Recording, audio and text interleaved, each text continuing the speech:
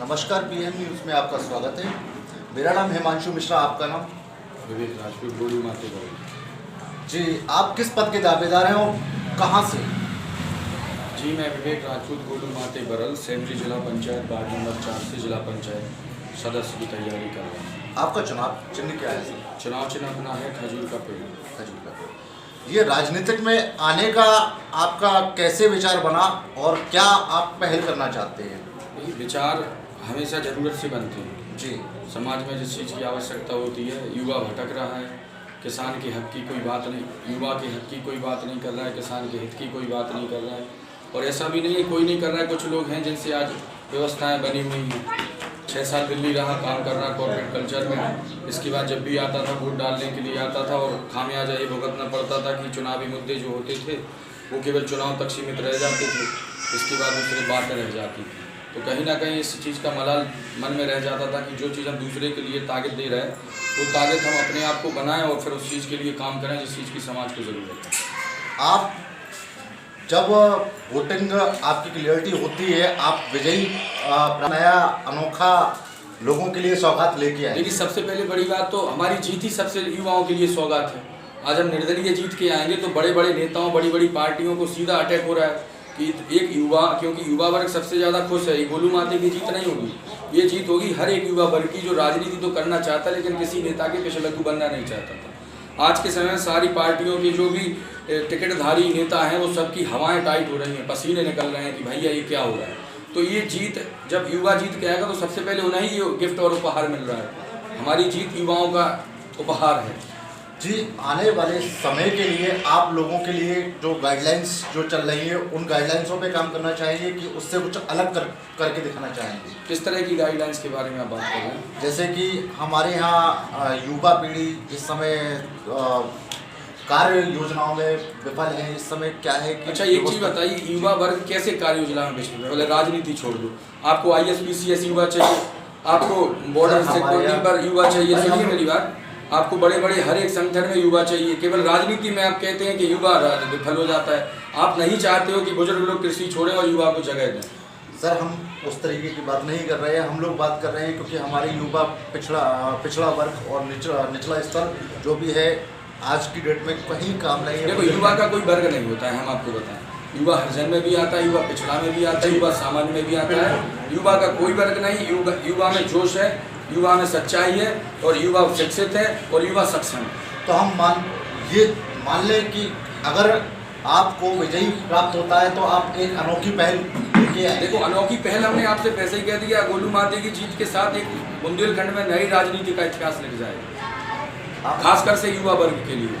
आप किस पार्टी से बिलोंग करते हैं? देखिए, हमारी आस्था भारतीय जनता पार्टी में रही है, सबने देखा। कुछ चीज़ें ऐसी नहीं है कि लोकल के कुछ नेताओं ने उस चीज़ का राजनीतिकरण कर दिया। कहीं ऐसा ना हो गोलू माते चुनाव जीत जाए 2022 में विधायक बन जाए, टिकट कटवा दिया गया है। लेकिन उस चीज़ का कोई फर्क नहीं है क्योंकि हम राजनीति दिलों की कर रहे हैं, ना कि दल की कर रहे हैं। आप अपने विद्यालय के बारे में कुछ कहना चाहेंगे? देखिए, हमने सरस्वती विद्या मंदिर से शिक्षा ली है, उसके बाद ग्रेजुएशन करी है, फिर LLB कंप्लीट करी है, 6 साल दिल्ली में अपना कॉर्पोरेट कल्चर में काम किया है।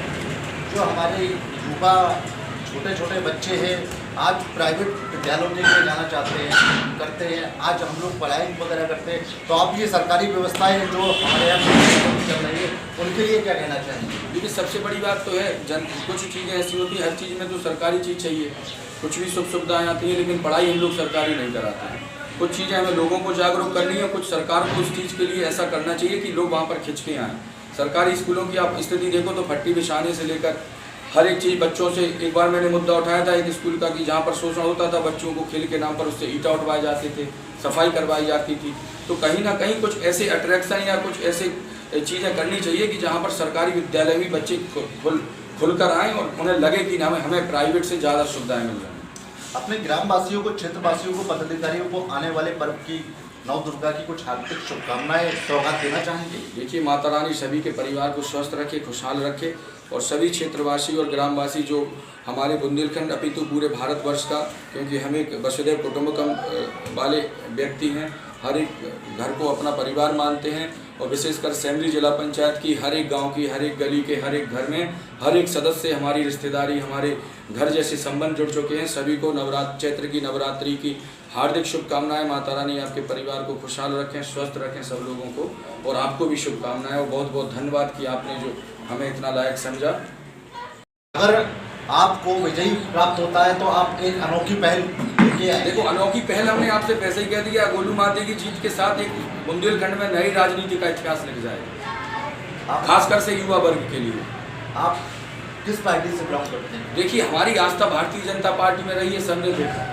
कुछ चीज़ें ऐसी नहीं है कि लोकल के कुछ नेताओं ने उस चीज़ का राजनीतिकरण कर दिया। कहीं ऐसा ना हो गोलू माते चुनाव जीत जाए, 2022 में विधायक बन जाए, टिकट कटवा दिया गया है, लेकिन उस चीज़ का कोई फर्क नहीं है, क्योंकि हम राजनीति दिलों की कर रहे हैं, ना कि दल की कर रहे हैं। आप अपने विद्यालय के बारे में कुछ कहना चाहते हैं? देखिए, हमने सरस्वती विद्या मंदिर से शिक्षा ली है, उसके बाद ग्रेजुएशन करी है, फिर LLB कंप्लीट करी है, 6 साल दिल्ली में अपना कॉर्पोरेट कल्चर में काम किया है।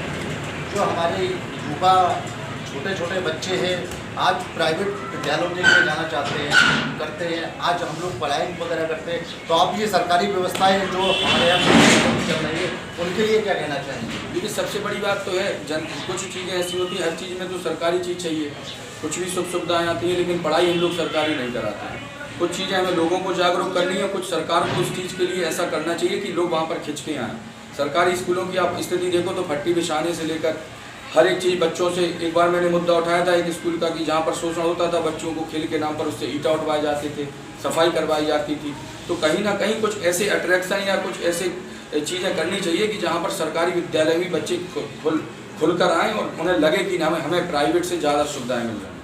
अपने ग्रामवासियों को, क्षेत्रवासियों को, पदाधिकारियों को आने वाले पर्व की नव दुर्गा की कुछ हार्दिक शुभकामनाएं सौगात देना चाहेंगे? देखिए, माता रानी सभी के परिवार को स्वस्थ रखे, खुशहाल रखे, और सभी क्षेत्रवासी और ग्रामवासी जो हमारे बुंदेलखंड अपितु पूरे भारतवर्ष का, क्योंकि हम एक वसुधैव कुटुंबकम वाले व्यक्ति हैं, हर एक घर को अपना परिवार मानते हैं, और विशेषकर सेमरी जिला पंचायत की हर एक गांव की, हर एक गली के, हर एक घर में हर एक सदस्य हमारी रिश्तेदारी, हमारे घर जैसे संबंध जुड़ चुके हैं। सभी को चैत्र की नवरात्रि की हार्दिक शुभकामनाएं। माता रानी आपके परिवार को खुशहाल रखें, स्वस्थ रखें सब लोगों को, और आपको भी शुभकामनाएं, और बहुत बहुत धन्यवाद कि आपने जो हमें इतना लायक समझा।